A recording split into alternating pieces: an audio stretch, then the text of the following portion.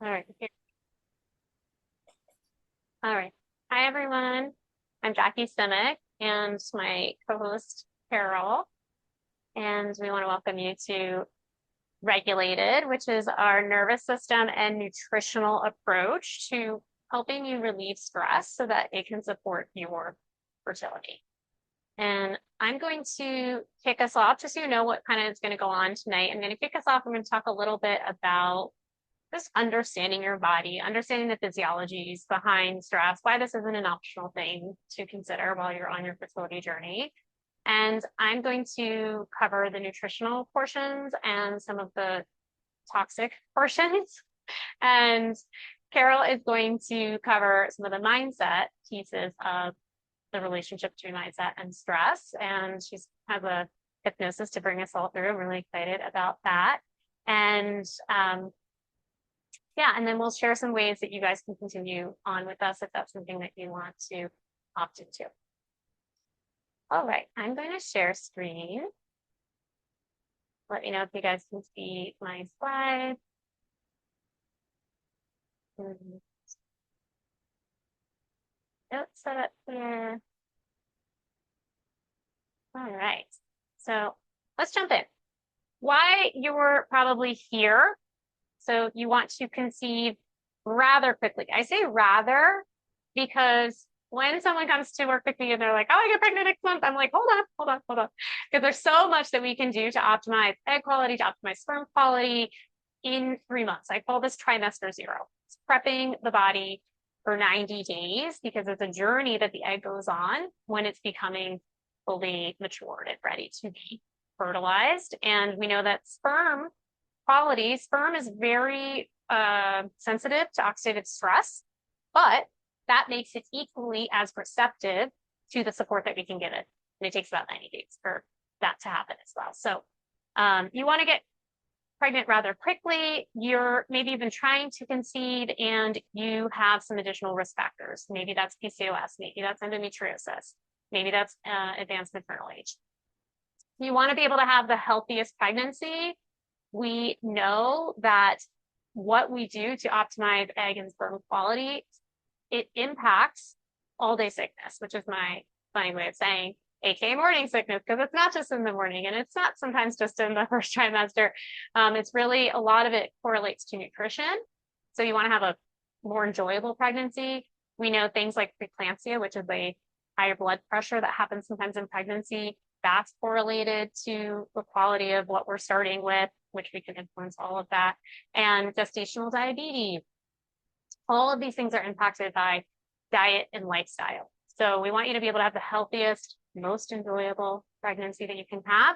And we want to give your child the best possible start in life, especially from some of these childhood diseases that we used to only see in older adults. We are now seeing in children. A lot of it is because of diet and lifestyle. I really, truly believe that when a woman learns how to nourish herself, it's not about herself only. It's not about just the short-sighted next 10 months of pregnancy. What you learn, and once you start to implement these things, you feel so good that you end up carrying that on for generations. Literally, you begin to nourish your children and your family differently. And other things that diet, lifestyle impact: autism rates, mental wellness of your child, that their microbiome is linked to all these things, immunity, asthma, even their looks, even the way that the eyes, the teeth, the air passageways, the cheekbones, all of that, all impacted by diet and lifestyle. So that might be some of the reasons that, you're here. So you want to impact all of these things, and you can, and I empower you to do that. So if you are already on your fertility journey, you may have been told that you're high risk. I care about a hell of a lot more things than I care about your age.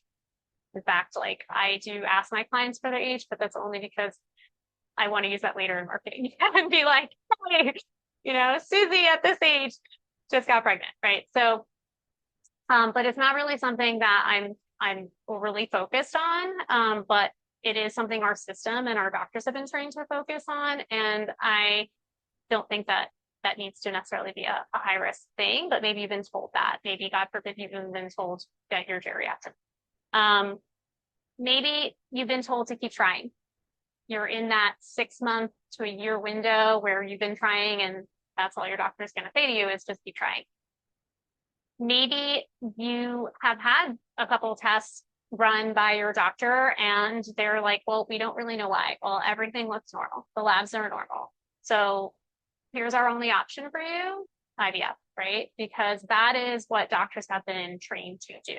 If they're not trained in nutrition, if they're not trained in mental wellness, if mindset stuff, if they're not trained in how to regulate your nervous system, if they're not trained in how to rid your body of the toxins that may have been exposed to, that is what they're going to tell you to do. And it's a billion, multi-billion-dollar industry with unfortunately low efficacy, especially I think as the older you get, because you need to produce more eggs because of attrition. I'm not going to go through a whole IVF thing.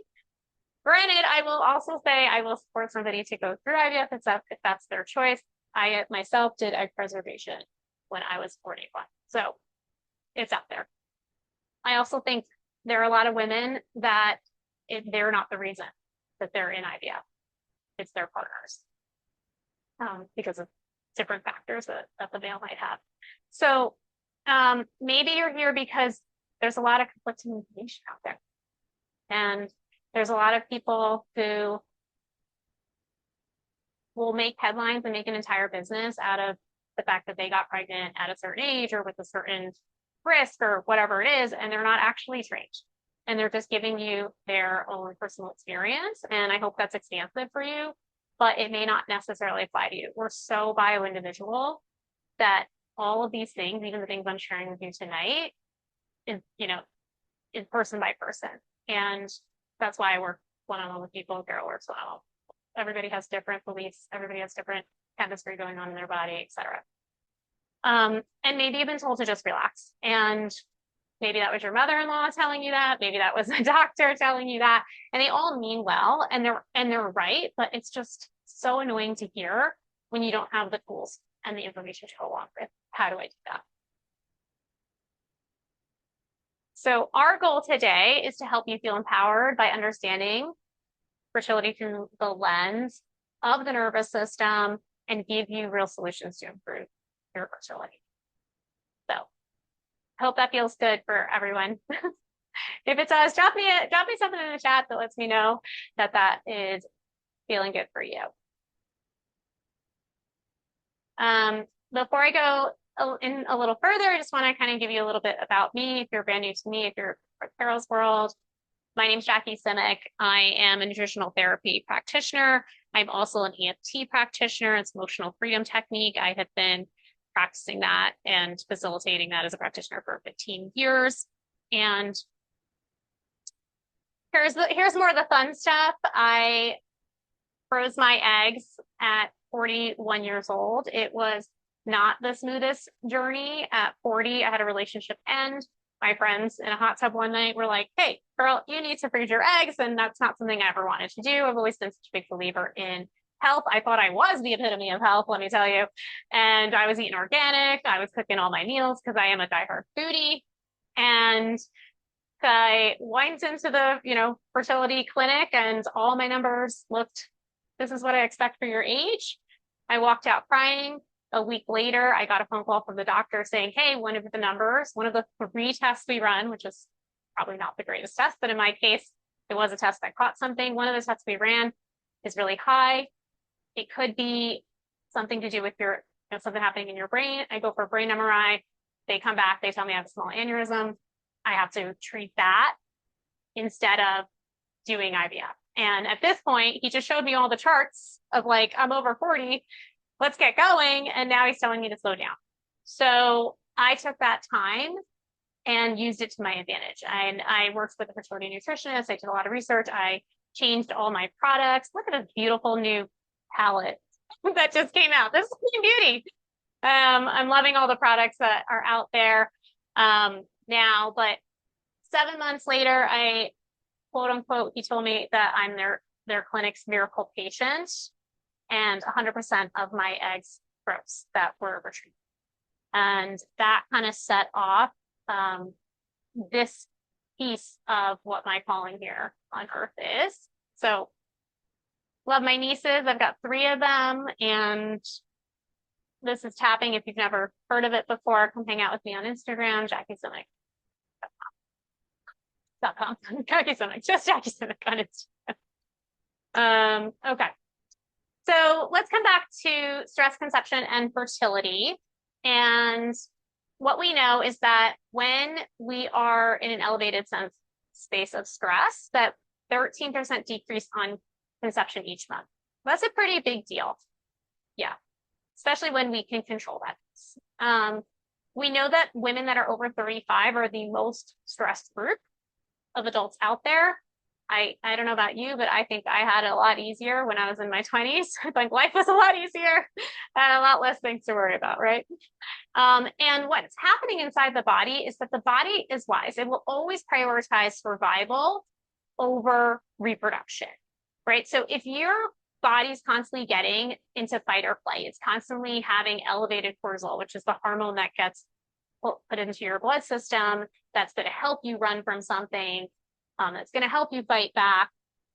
When we're constantly having elevated, it's sending the signal to the body and the brain that you are in danger. The body is not safe. Mother Nature is really wise, and Mother Nature's like, okay, hold up.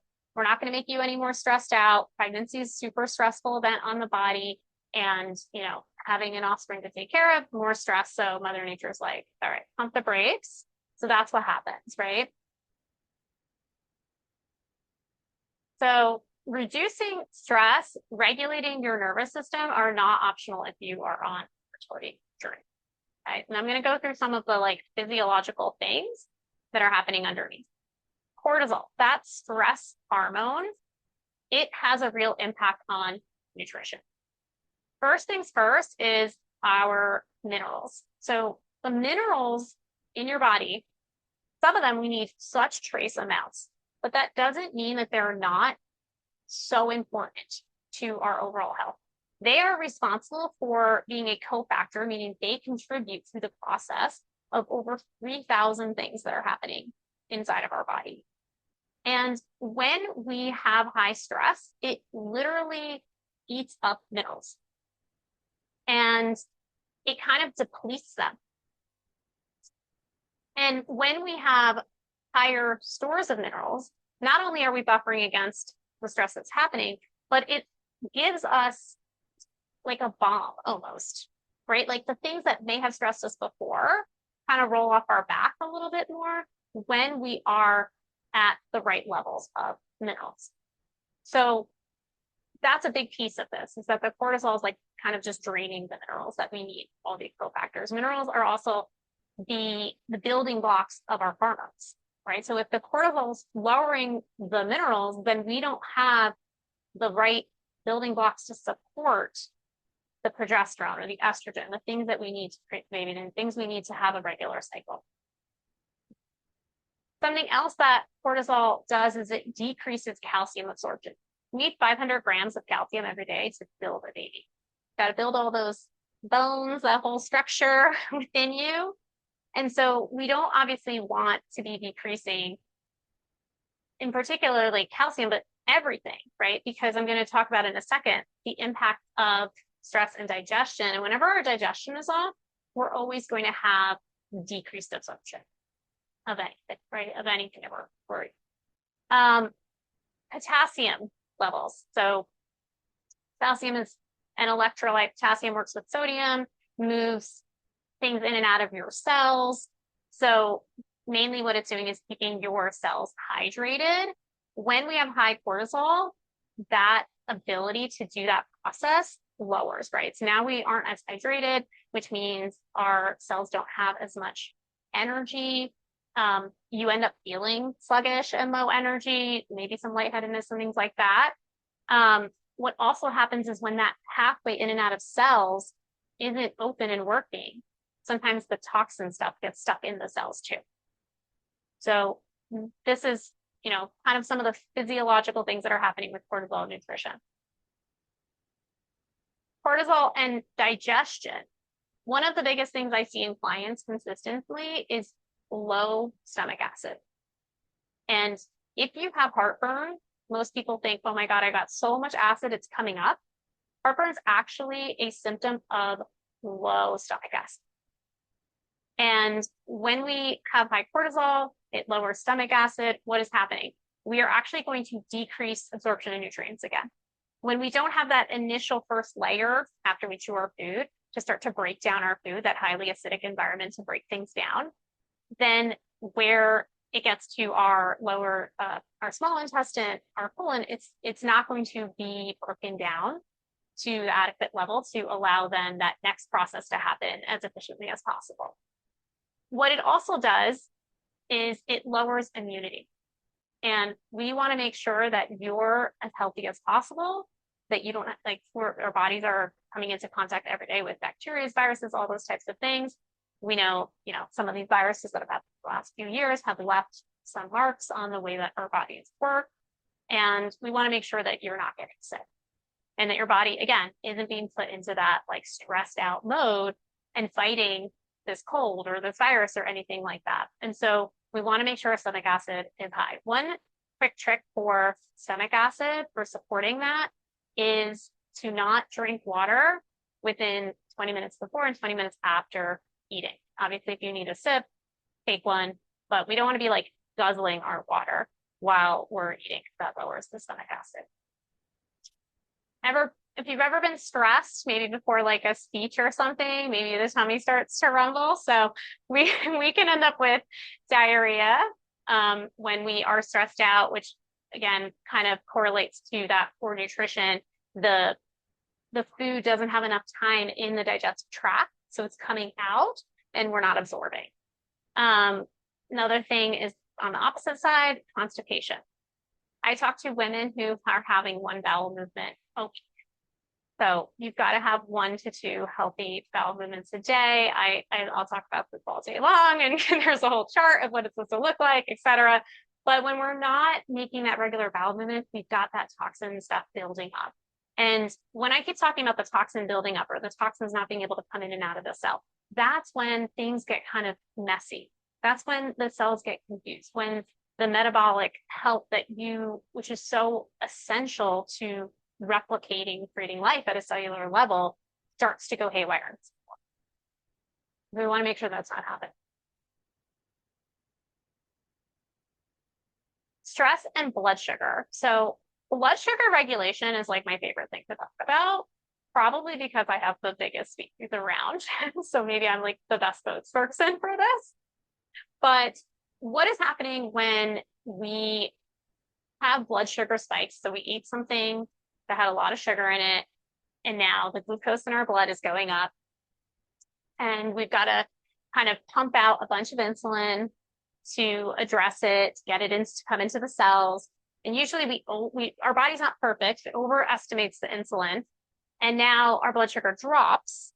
So you ever get hangry and you're hungry within 2 hours, or you get a headache, or you get some brain fog, or you're I just need to take a nap. I feel like I just hit a wall. Your energy's all over the place. That's probably has to do with blood sugar dysregulation. And when you have that dip, when the insulin overcorrects the amount of blood sugar in your blood, what happens? It's oh no, fight or flight, right? We're unsafe, and it releases more cortisol. So that's the correlation between the blood sugar and the cortisol.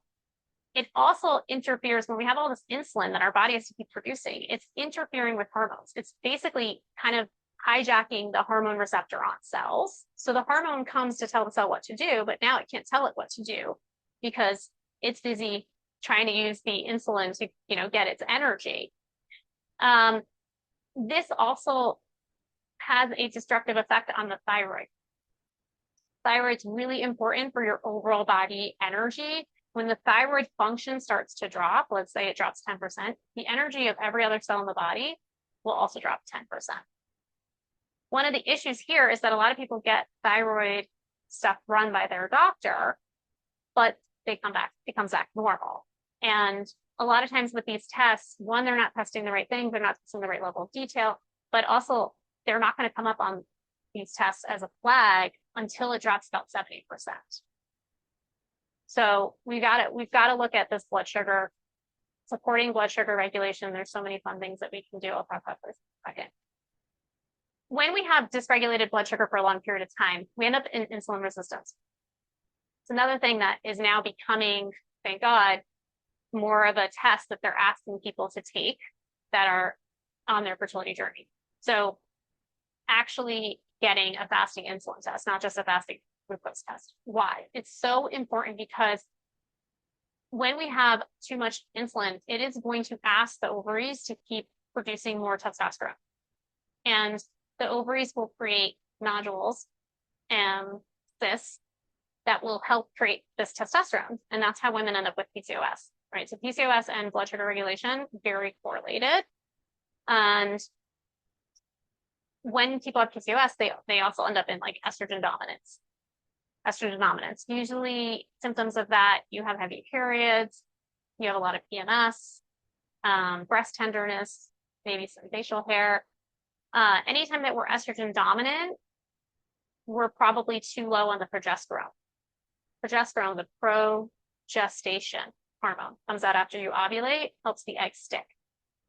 So what we want to make sure that we have enough material for our hormones. We want to make sure our hormones are balanced. It's not necessarily sometimes like how much of a certain hormone, it's really the balance of the way that they're playing with each other. So blood sugar regulation is essential to that process. Okay, nutrition. Why does that word, it's not spelled right. All right, in my opinion, there is no other place that is worth more to invest your time, energy into than what you are choosing to put into your mouth every day. I believe that food can be medicine and unbelievably healing. And I also believe that it can be toxic. And it really comes down to a choice we're making 3 or more times a day. The right nutrition will heal every organ in our body. It will support mental health, sleep, hormones, fortify you against stress, immunity, help your gut, your whole experience of life, because we're experiencing our lives through our body, right? So this is such a key piece. We all need to eat every day. And I can't say enough. Maybe it's because I just love food. I love shit. But when we are looking at eating fertility focused is what I call it, we are going to be increasing nutrient density. Every client that comes to me is not eating enough protein, is probably not getting enough vitamins. And I want to show you guys this chart. Hopefully I know how to go back. Okay, good. So these are the top nutrients for fertility. Folate, there's some caveats here that I'm not going to go into here, but depending on how your body is set up, how you metabolize this can be different. So you need methylfolate. But anyways, I won't go into it. Vitamin B6, huge for the morning sickness, the all-day sickness. Vitamins B12, iron, CoQ10 for egg quality. Oh, that's supposed to say zinc, not zinc. Omega-3s is just, it's so good for brain health. It's so good for inflammation. We are getting so many more omega-6s and omega-3s. Calcium, we mentioned that before. Selenium, here's a trick for selenium. 2 Brazilian nuts a day. 2 Brazilian nuts a day will give you your amount of selenium that you need. Vitamin D acts like a hormone in the body, fat-soluble vitamin. Choline, usually 2 to 3 eggs will get you enough choline for the day. And magnesium. Let's say magnesium. Okay. What I want to show you is this chart. And even if you can't see the details, I think you can see the colors. And on this last column here on the right side, I have chicken breast, right? So protein's getting all the headlines these days, right? And people are like, yep, I need to get my protein in. But most of the time they're getting it through chicken breast, which is a great source of protein. It's like 35 grams of protein or something for chicken breast. But the green color here is the 50% of your recommended daily allowance, which I would want you to eat more than the recommended. And that's only B3. So people are eating a lot of this and they're staying away from all these other categories that I really help my clients learn to love to eat. These are probably not familiar to you, or maybe There's songs written about them that people don't want to eat them, but we've got beef liver, chicken liver, sardines, oysters, and beef steak. And you can see how much more nutritionally dense these food choices are. And there's easy ways to pack these in, to hide these in your food, and to really support your fertility. Okay. Blood flow, we're eating for blood flow. So things like beets, ginger, warming spices, warm meals. This is all kind of rooted in Chinese medicine. All this nutrition that we're putting in your body, we want to make sure we're getting that blood flow to the ovaries, to the womb, to support conception and a healthy pregnancy. We talked about blood sugar regulation, so we're eating for that. We're eating for egg quality. We're eating to buffer against stress when we have enough minerals. We're eating for metabolic health, which is the ability to replicate cells, the way your body is using energy. We're eating to produce hormones. We're eating to fuel digestion. We're eating to reduce inflammation. A lot of times with clients, we don't need to run. I'll tell you this much too. You go to a normal doctor, the only test they want to run is a celiac test. You can have a gluten sensitivity and not celiac. A lot of my clients, the source of their inflammation, that's extra stress in their body, is because they're sensitive to different foods. And so we eliminate those foods from their diet and support them in doing this, not an easy thing. And all their inflammation goes down, all their bloating goes down, all their headaches, their tiredness, all that goes down. You know, we're asking our bodies to produce life and ignoring symptoms like being tired and bloated and brain fog and things like that, right? So addressing those first to really become fertility ready. Talk about digestion a little bit. I want to talk about this person. They were chatting with me about, hey, I got high cholesterol. And honestly, this isn't really that high. It could be up to 240 in my healthy world. We need cholesterol for brain health. We need cholesterol and fats for our hormones. We need them for our vitamins and all of our fat soluble vitamins. But what this does tell me, this is like the unhealthy cholesterol, is they probably have an issue with their liver, because our body produces cholesterol. The liver needs to produce some, but also needs to excrete it. And when the liver gets sluggish, which the liver is responsible for like 500 things in our bodies, including our hormones, creating and excreting them. So when I know, like, this is a sign to me that the liver's sluggish, gave this person a protocol within 3 months. This is January, but was given the protocol about 3 months before this reading was taken. You can see how much their cholesterol dropped. So we know that the liver is working in a better way to get that cholesterol out. And sure enough, she also was like, hey, my period, I have like no PMS anymore. So that's the hormonal component of it too. So we always have to look at digestion and the stress of what a poor digestion is creating in the body. We want to do this because we want to increase nutrient absorption. We want to decrease toxic stress. Digestion in our small intestines. Anyone ever hear of leaky gut? Yeah, leaky gut. In our small intestines, we have these tiny little openings, and they are there to let the good stuff through, the nutrients that we want to let through, and to stop the bad stuff from going into our bodies. And when there's dysfunction or dysbiosis there, they get confused and they let in toxic stuff, and they don't let in as much of the vitamins and nutrients. So there are things that you can do for supporting your digestion. Things like drinking aloe vera juice that actually will help with the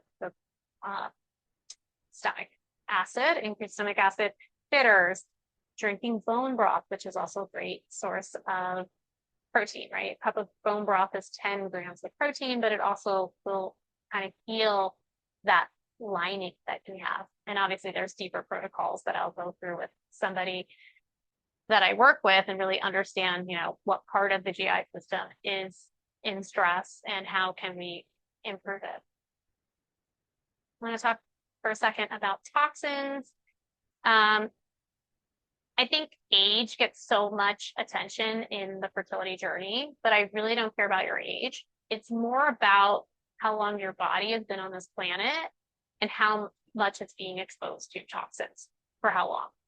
And usually as you're older, you're on this planet being exposed to toxins longer. a lot of those things we have control over them. Sometimes we don't. But I love this approach to looking at toxins, which they taught me in my nutrition program, which is if you walked into a room and the faucet was on and the drain was clogged and the water was coming over the sink and splashing onto the floor, would you start mopping up the floor or would you find a way to shut off the faucet first, right? And obviously we can do both at the same time, but it's just this point of so many people are trying to detox and do all these things, but they're not looking at shutting the faucet off first. So turning off the faucet means reducing your exposure to these toxins through water. We've got to filter our water, and I recommend better things in the Brita. Air quality. There are ways to purify your air. Household cleaners. Plastics. That's huge. But plastics, big tip, please do not use plastics to store your food. Try to stay away from those black plastics that if you're getting takeout stuff, even the paper stuff is lined with plastic. Drinking out of your coffee out of those plastic lids. They're full of forever chemicals, very hard to get out of your body, and they have a real impact. There's an increased risk of miscarriage with them. Personal care products, all the makeups, shampoos. Women are so much more exposed to these things because we use a lot more products usually than men. Cookware. I suggest cast iron, stainless steel, and then high temp cooking oils, staying away from some of the canolas, and food sources. So oats, coffee, the dirty dozen. Coffee and oats are just like known to have mold because of the way they're stored. Sometimes that's the problem with people with milk too, is they're drinking milk that a cow's eating moldy feed, right? So sometimes you don't have a milk allergy, you have something else going on. Mopping up the floor would be like, okay, you've been exposed to some things. There are protocols and ways that we can rid your body of these things. Mold, parasites, bacteria, heavy metals. I give Carol a lot of time here, so I'm gonna speed it up. But mindset, I work on mindset through the lens of EFT. EFT reduces cortisol about 43% within an hour session. There's different tools for different folks. Everything works. You got to find the tool that's right for you. I'm excited to do Carol's hypnosis tonight. It's a powerful tool for mindset as well. What's next? I just want to briefly tell you how I work with clients. So this is a client survey of mine. Blue is current, and red was where it was about 3 months before. So we have like that nice comparison. This is part of the intake I do. I ask the question, when is the last time your doctor asked you 300 questions? Probably didn't ask you more than 5, sadly.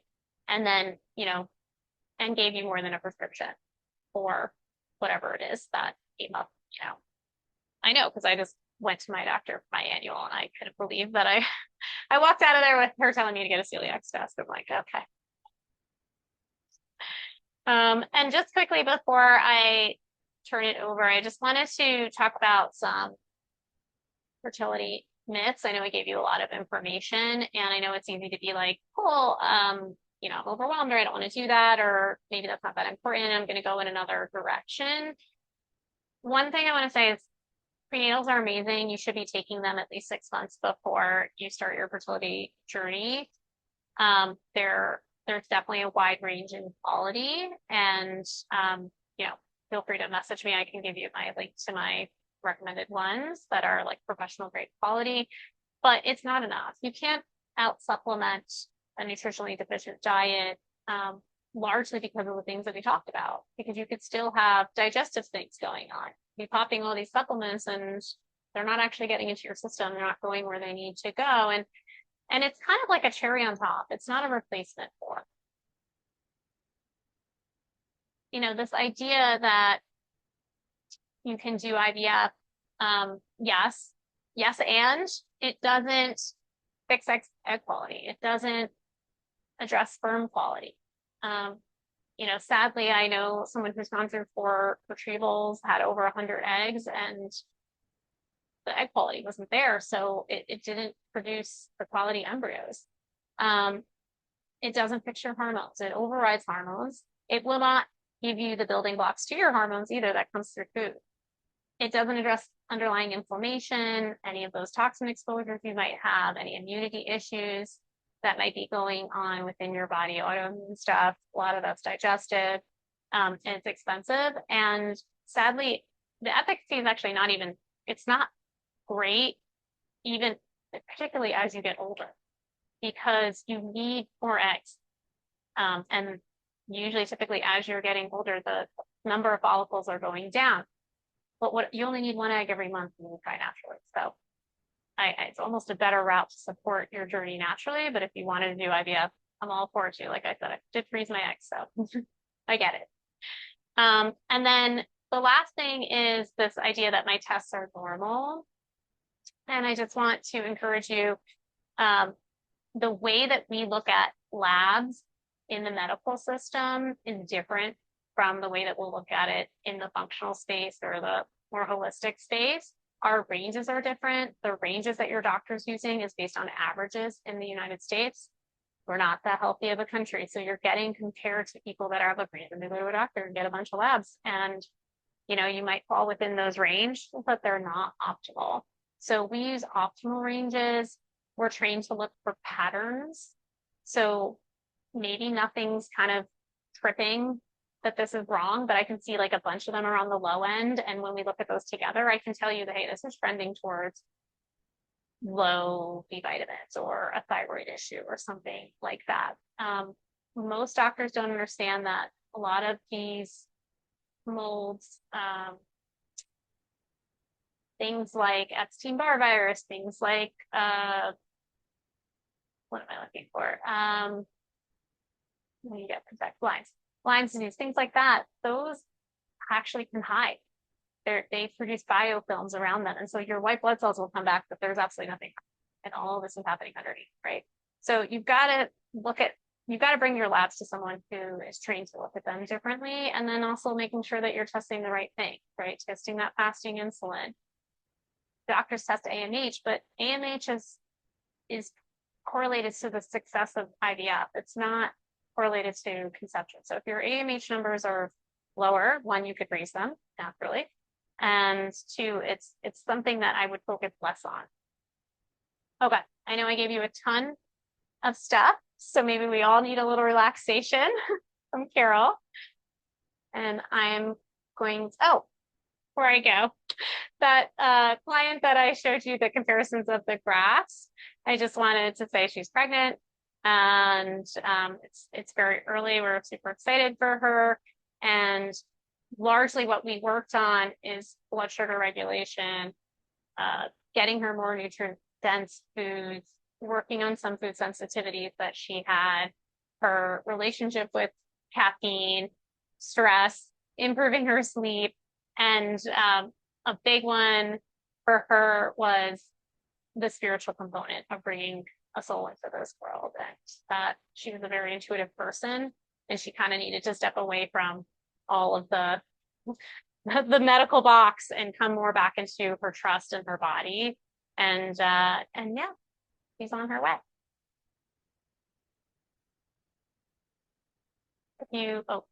I'll put that up again. But if you wanted to know what it could be like to work with me, we'll send a link after in a follow-up email. And I just had a QR code that you can find. But let's pay attention to Carol for all of our attention. Thank you.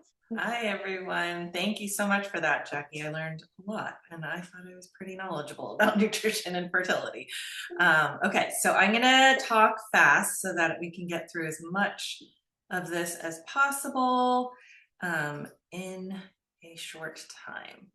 And we probably will run a little long just because we started late, but also I wanted to make sure that we had all the time for Jackie to share her information. So Mindful Conception Hypnosis for Fertility is a program that I developed.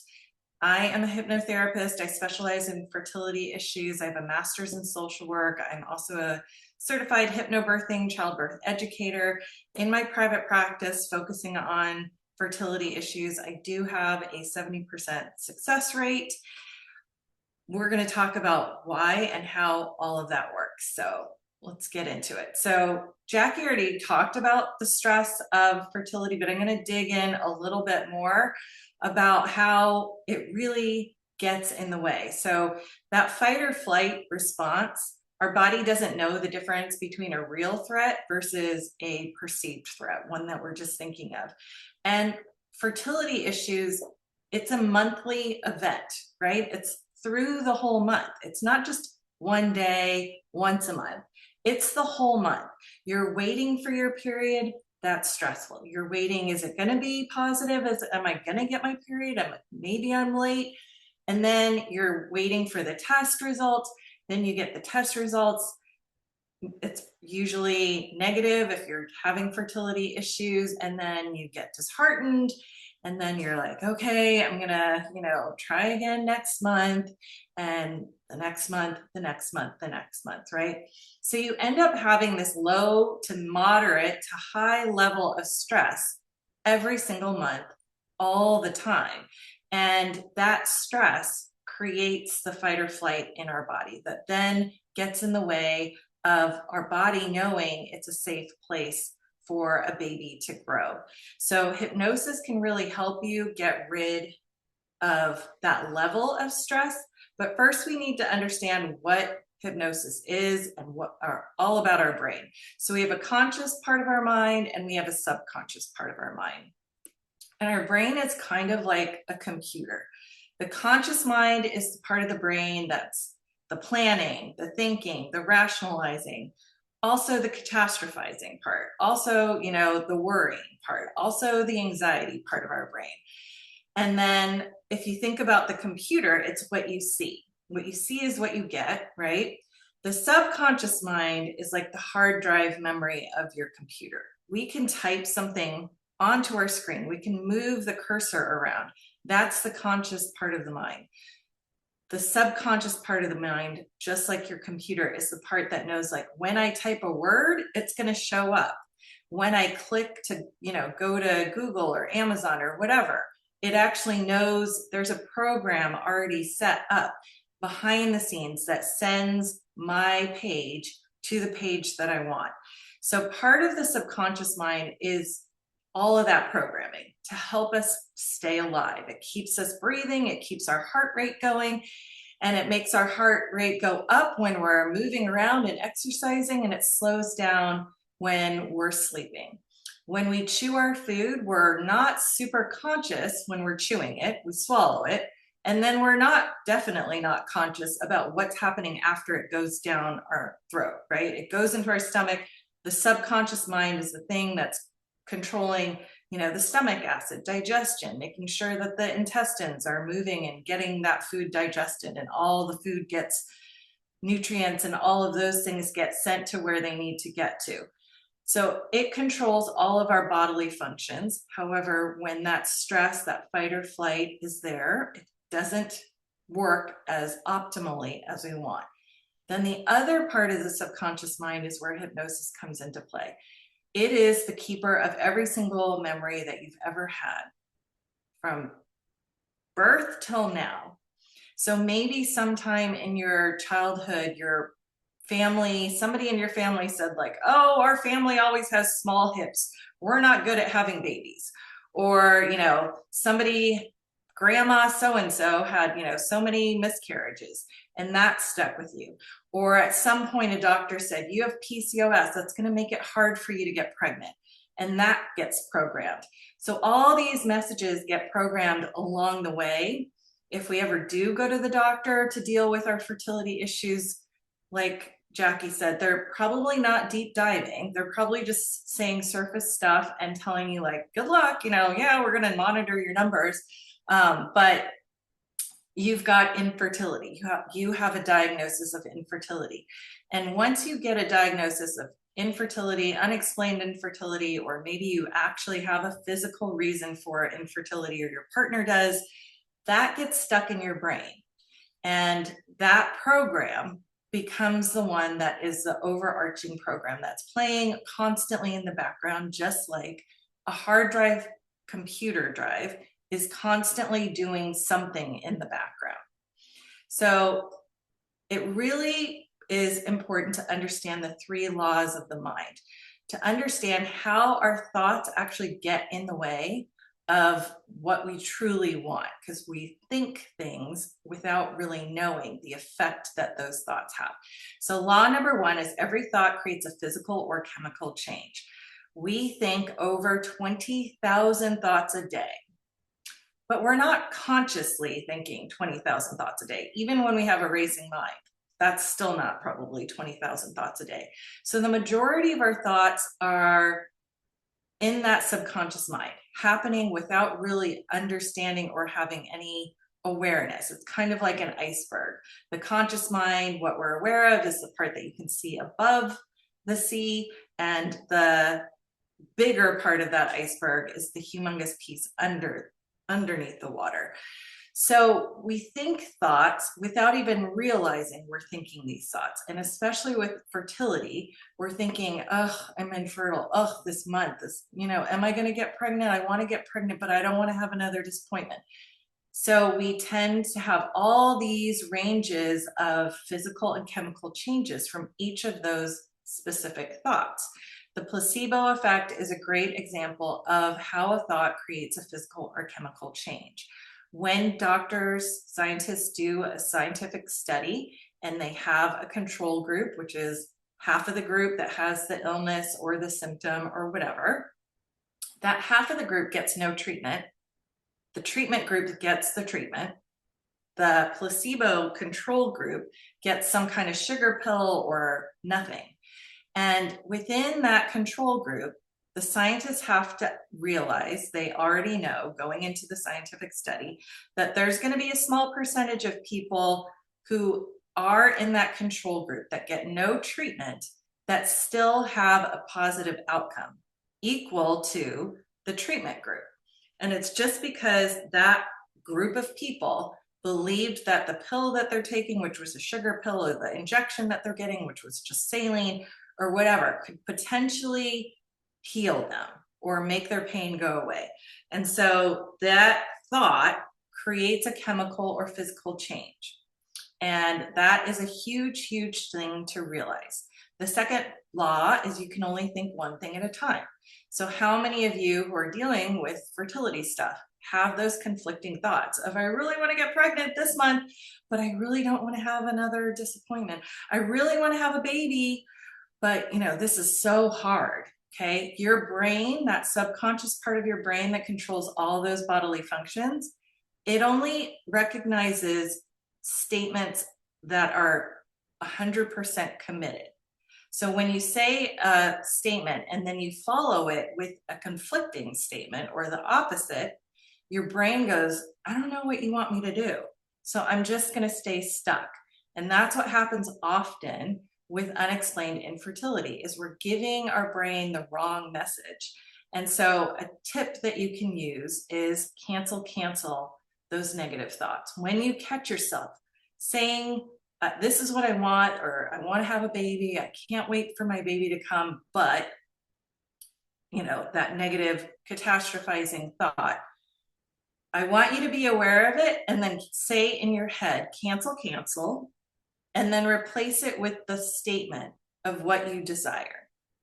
I am pregnant naturally or with IVF. I can get pregnant easily. I get pregnant in the right time, in the right way. No extra little commentary, which is really hard to do. But the more that you can send the right message to your brain, that subconscious part of your brain that controls all those bodily functions, including your hormones, including your fertility, the more clear it's going to be of what you truly desire. The last law is your thoughts precede your reality. So this one's a little hard for people to wrap their minds around, but there's been quantum scientists, physicists that have shown this to be true, where our thoughts are little waves of energy that actually leave our head. And that energy leaves our head, and the law of energy is that anything that goes out always comes back. So if we're having those conflicting thoughts, or if we're having doubtful thoughts, worst case scenario thoughts, I'm never going to get pregnant or whatever, then that's going out and coming back to you, which is why that cancel technique is super important. And then replacing that negative statement with the statement of what you truly want. Affirmations are great, but one of the things that happens with affirmations is we say it and then we go, oh, I don't really think that's true. Or we have that canceling statement afterwards, but that hasn't happened for me, or whatever it is. So when you say your affirmations, I want you to say them very quickly without any time to allow yourself to have that negative statement afterwards. Just say it as quickly as you can in your head, in your own voice, and just say them rapidly so that your brain is only hearing the affirmation and not getting that extra little commentary of doubt or catastrophizing negativity. So words totally matter when it comes to fertility. So one of the words your brain does not recognize is the word try. We cannot try to get pregnant. Just like you can't try to get up from your chair. So I want you to try to get up from your chair. And probably you're either not going to stand up or you stood up, right? Both are wrong. You didn't try to stand up. Trying would be halfway in the middle and struggling, right? But you told your brain, I'm not going to do what Carol said. I'm not going to try. I'm just going to stay here because this is dumb or whatever, right? But trying to conceive is how we talk about fertility. I'm trying to get pregnant, trying this month. We're going to try. Your brain does not acknowledge the word try. So get rid of that. Every time you catch yourself saying trying to get pregnant, cancel, and replace it with I am working on getting pregnant. I'm getting pregnant. I'm in this pregnancy journey. We don't want to have a miscarriage. We don't want to have infertility. Your brain also doesn't recognize that word don't. When we tell a little kid, hey, don't touch that, or don't jump, they jump or they touch it. And then they look at you and go, huh? Because that word is not recognized by your subconscious. So when you hear yourself saying, I don't want to have infertility, I don't want all this, awful stress and all of the things that come with infertility, then your brain is going to hear you saying, I want all those things, which is exactly the opposite of what you really want, right? So again, cancel those thoughts, the tries and the don'ts. And infertility, you're telling your body that you are infertile, right? Law number one, every thought creates a physical or chemical change. We need to send our body and our brain the messages that we are fertile. Your body is fertile. You only need one egg. You only need one sperm to get pregnant. They need to meet, they need to do all the things. But if we're saying, I got diagnosed with infertility, or I've been trying for 2 years, like those are statements that are telling our brain that this is not a fertile body. So you want to say fertile statements to yourself that you are dealing with fertility issues, or you're working on your fertility, so that your brain is knowing like, oh, that's what we want. We are fertile. Even if there is a diagnosis saying like your percentage of getting pregnant is blank percent, we're going to cancel that too. Okay. Because working with Jackie and working on your nutrition and all of those different variables of all of those vitamins and minerals and all of those kinds of things, that one snapshot of that one test that you took gave that doctor a diagnosis of that moment. But that doesn't mean that's where your body is going to remain for the remainder of your life and the remainder of your fertility. So we're going to cancel and get rid of these words. So a quick nervous system reset is breathing. So I want you to put a hand on your chest and a hand at the top of your belly, right at your diaphragm. Just close your eyes if you can. If you're driving, obviously don't do this, but just take a quick couple of breaths and notice which hand rises up when you breathe in? When you inhale, is your chest hand rising up or is your belly hand rising up? Okay. And what I want you to notice is if your chest is rising up, that means you're shallow breathing. That means that you're not giving a full belly breath to your body.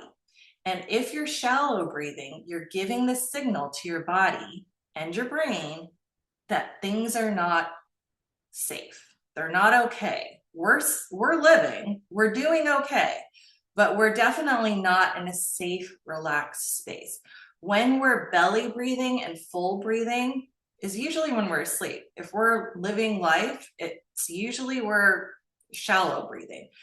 But notice when you sleep or you're laying down to sleep, your belly is going to rise up first because you're fully relaxed, you're ready to sleep. Everything from the day has been let go for the most part, right? So what I want you to do and to know is that you can start just using that belly breath. A couple breaths where you're just making sure you're filling your lungs all the way so that your diaphragm pushes down, your ribs expand, and your belly pops up a little bit, and you're filling your lungs all the way. That's going to give the signal to your body that you are safe, that you feel safe, and that your nervous system can reset and that cortisol level can reduce. So hypnosis is not mind control. A lot of people think, snap your finger and I'm going to make you cluck like a chicken or whatever, right? They've seen those things on TV where, someone's waving like a clock and saying you're getting sleepier and sleepier, and then that person's out. It's actually not true. All hypnosis is self-hypnosis. So if you don't want to get hypnotized, you won't. So all hypnosis and hypnosis for fertility is allowing you to get deeply, deeply relaxed. You're not in a trance. I'm not in control of you at all. No secrets are going to be revealed. If a hypnotist could get you to tell them their bank account number, like all the hypnotherapists would be rich, right? But we can't get secrets out of you. We can't get information out of you unless you want to reveal that information. You are just deeply, deeply relaxed, so relaxed. You want to get so relaxed that your conscious mind is resting or thinking of other things. And your subconscious mind can come to the forefront. And what hypnosis is just the hypnotherapist is guiding you into relaxation and then giving you new statements for your brain, your subconscious part of your brain, to hold on to reprogram. Hypnosis has actually been shown to create new neural pathways in your brain. So you can create a new program in your brain that is all about fertility, all about you getting pregnant easily, all about you having a healthy full-term pregnancy, a beautiful birth, having the money to support yourselves, having a supportive partner, like all the things. And so a lot of times we think that hypnosis is some kind of mind control, but it's not. You're just getting really relaxed. And a lot of times people that are type A think that they can't get hypnotized, but actually type A people are the best kind of people. I'm type A, to get hypnotized because our conscious mind is so used to thinking and thinking and thinking. So when you're in hypnosis, your mind might still be running and running and running. And that's okay, because getting it out of the way so that the subconscious mind can come forward is what's most important. So the power of your mind. Let's do a quick little exercise to show you. I'm just going to do two quick exercises. Okay, so I want you to close your eyes if you can, if you're not driving, and just take a nice deep calming breath in and then exhale. And I want you to just visualize your favorite kitchen. And it might be a kitchen from your past. It might be a kitchen from a movie, from a magazine. It might be your current kitchen. It might be a dream kitchen.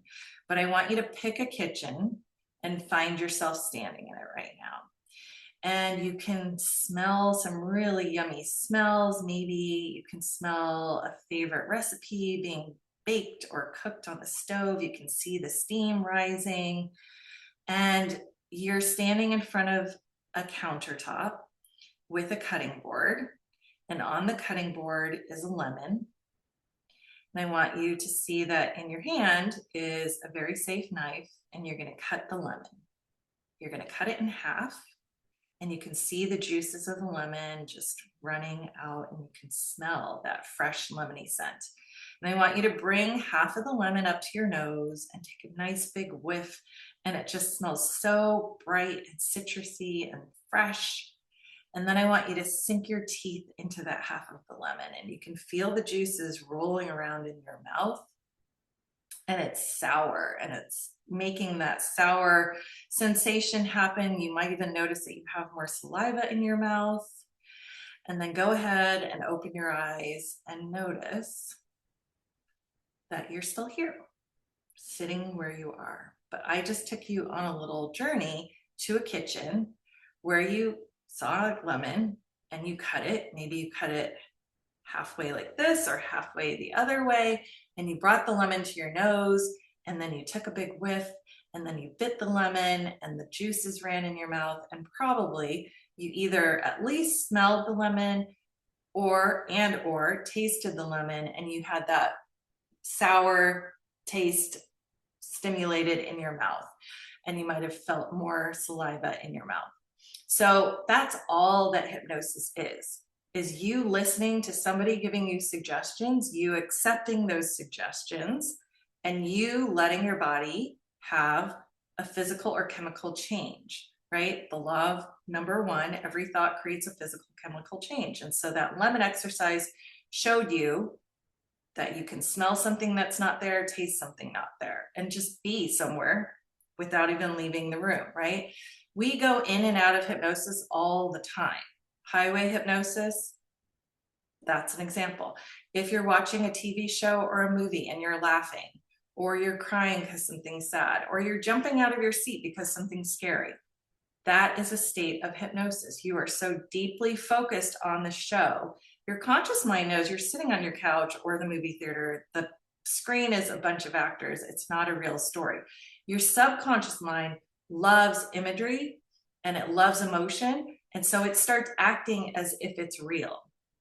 So I'm going to skip the pen exercise just for time's sake so that we can do a quick 10-minute guided imagery exercise just to give you a little taste of how your thoughts can be reprogrammed. So if you want and you're able to, you're welcome to record this as a voice note on your phone, and you can play this as many times as you want. So if you're able to, I want you to just get, feet on the ground, hands on your lap, take a couple deep breaths and close your eyes when you're ready. And just take a couple of deep breaths in and out, knowing that this guided imagery is going to help you reprogram your brain and give your brain the message that you are fertile and able to conceive easily, normally, naturally, in the right time, in the right way. So just take a couple deep breaths in and out, and just feel yourself sinking into the surface that you're sitting on. And I want you just to feel the relaxation starting at the top of your head, moving down into your forehead, relaxing your eyebrows, moving into your eyes and the muscles in and around your eyes, even relaxing the muscles that hold your eyeballs in the back of your eyeballs. Relax your cheek muscles. Let your jaw separate a little bit. Let your tongue fall away from the roof of your mouth. Maybe you let your lips separate. And you can feel the relaxation now moving down your neck, the front of your neck, and the back of your neck. Bringing that relaxation now into your shoulders, allowing your shoulders to just sink into the frame of your body. Feeling your arms get really heavy with relaxation. From your shoulders into your elbows into your wrists, all the way down to your fingertips. And then bring your attention back to your chest and your stomach.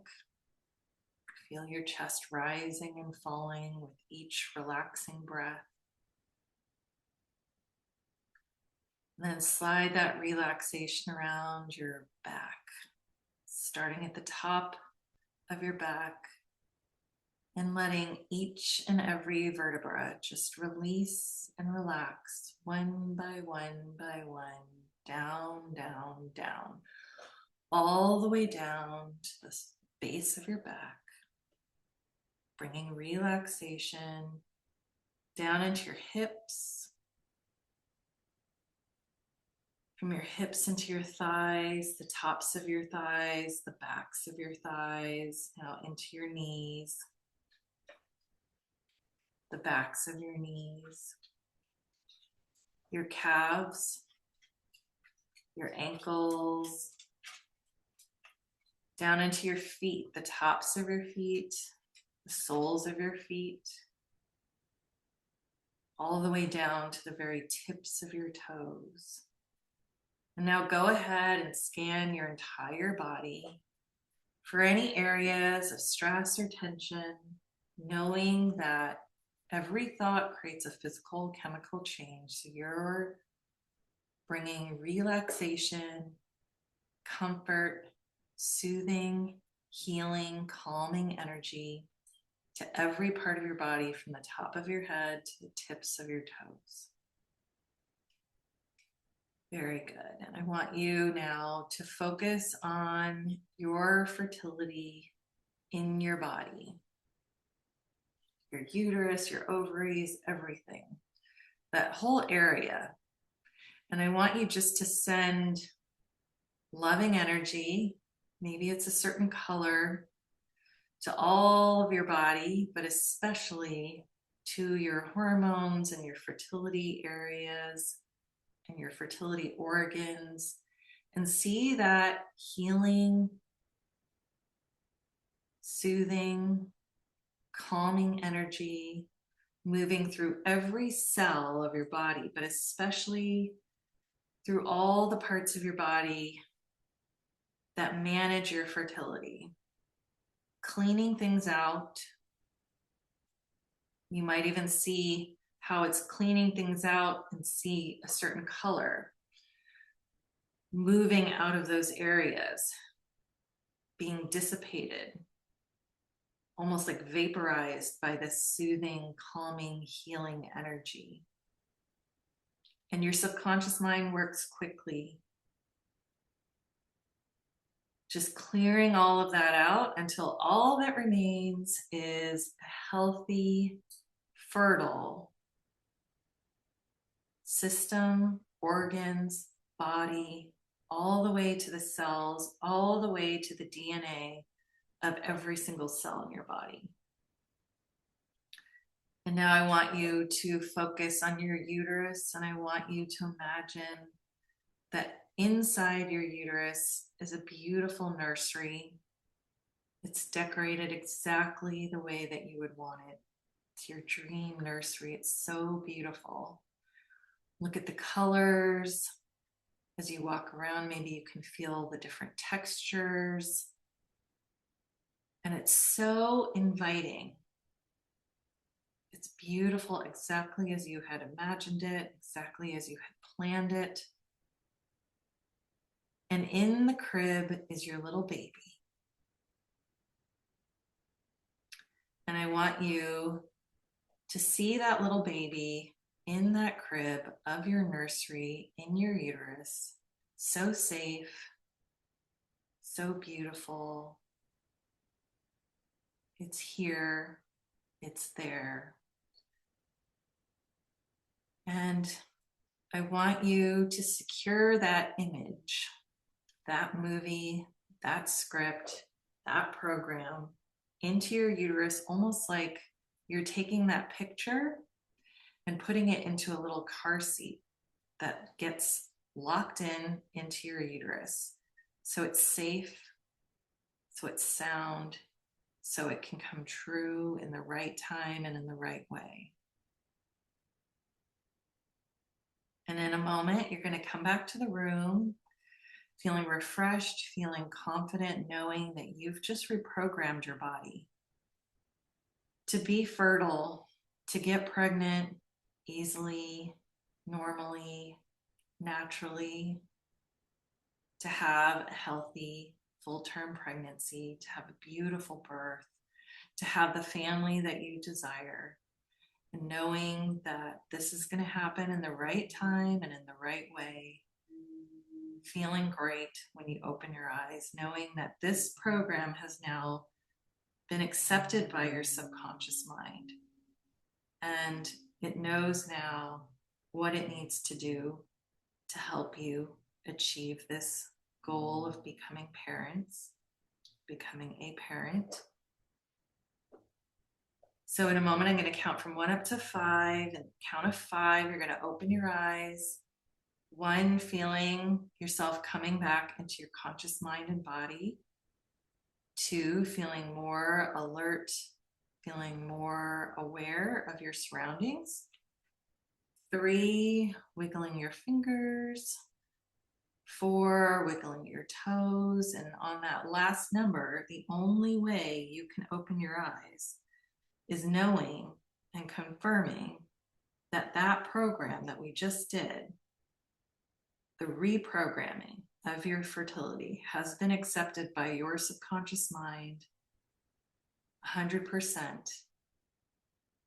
So on that last number, you'll open your eyes feeling so confident in your ability to get pregnant. You'll be so much more aware of your mindset, of your thoughts. You'll be breathing that deep belly breath to ensure that your body knows it's a safe place. So that last number, we're almost there, knowing when I say it, your subconscious mind has accepted all the suggestions given to you today as your reality. So the number 5, opening your eyes, coming back to the room, feeling completely refreshed, calm, comfortable, relaxed, and confident about your ability to have a baby. Okay. All right. Last but not least, this is information about my program. It's a 12-session program. The first session, we do a full 2 hours. We go way more into your history, what hypnosis is and isn't, and then we end with a hypnosis session. And then sessions 2 through 12 are 75 minutes, starts with some education about mindset, a little bit about nutrition, about different things that can help your overall holistic viewpoint of boosting your fertility, and then ends with a customized hypnosis session. And you will be able to record all the hypnosis sessions on your phone so that you can listen to them at your convenience. So here's my contact info. We'll also be sending this to you via email as a follow-up. All right. So thank you so much for joining us. I know Jackie's going to close us out. Thanks for staying late. Yeah, I want to thank everyone for being here. I know that your time is precious. Everyone is so busy these days. We're heading into the holidays, and I just see the dedication that you have to this journey and to this desire that you are on, as I'm learning to reprogram via what Carol just said, that you are in the process of creating. And yeah, Carol and I really want to honor your time and energy and focus that you're putting on this important part of your life. And so if you feel called to explore working with either one of us, and decide to work with both of us, we are offering a special incentive just to honor your commitment. You are the type of people that we do love working with. There obviously is a commitment that has to continue. This is not a pill or an overnight, magic switch, but these are powerful, powerful tools and approaches that help you in the physical body and the subconscious mind. And yeah, so we are, if you end up deciding to work with both of us, we are giving $1,000 discount for that. And there is an incentive if you decide to just work with one of us or the other person is just not as great. But that will all be in the follow-up email. And we just want to thank everyone for staying. I know we ran a little bit over. And anything else you want to add, Carol? I think that's it. I'll be sending you a follow-up email, but then both of us will continue to follow up with you so that you can just talk to one of us if that's who you prefer to talk to and follow up with. And we'll be sending the recording to everybody so you can rewatch it and record that part of the guided imagery if you want to later. All right. Thanks so much.